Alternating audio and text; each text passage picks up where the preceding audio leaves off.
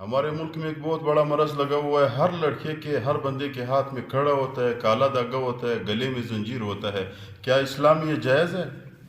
اس کا کوئی فائدہ یا نقصان ہے؟ اکثر ساتھی یہ سوال کرتے ہیں۔ دیکھو میرے بھائی، پیغمبر علیہ الصلوۃ والسلام کے پاس ایک صحابی آیا، اس کے ہاتھ میں یہ چیز تھا، کڑا تھا یا دھاگا تھا، جو بھی تھا۔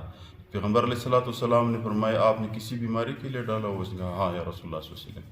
پیغمبر علیہ الصلوۃ والسلام نے فرمایا، یہ آپ کی بیماری کو زیادہ کرے گا۔ بیماری دینے والا اور لینے والا اللہ کی ذات ہے۔ یہ کڑا کیا کرے گا؟ کڑے میں کیا چیز ہے؟ کڑے میں کوئی دوائی ہے؟ اس میں کوئی کیمیکل ہے؟ اس میں کیا چیز ہے؟ وہ آپ کا کیا کرے گا؟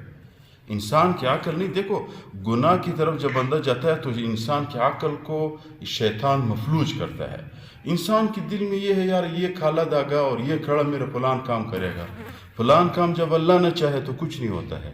تو یہ میرے بھائیو، بعض علماء کرام نے یہ فرمایا ہے کہ یہ اس سے شرک آ جاتا ہے، شرک۔ خدا نہ خواستہ اللہ تعالیٰ فرماتے ہیں، ان اللہ لا یغفر ان یشرک بہ ویغفر ما دون ذلک لمن یشاء۔ شرک، مشرک بندے کو اللہ تعالیٰ کبھی معاف نہیں کرے گا۔ باقی لوگوں کو معاف کرتا ہے اگر چاہے، لیکن مشرک کو معاف نہیں کرتا۔ آپ نے دھاگے سے یا کڑے سے یا زنجیر سے کوئی امید باندھا ہوا ہے کہ یہ میرا فلان کام کرے گا، اس سے بالکل دور رہے۔ بالکل انسان کا کچھ نہیں کر سکے گا۔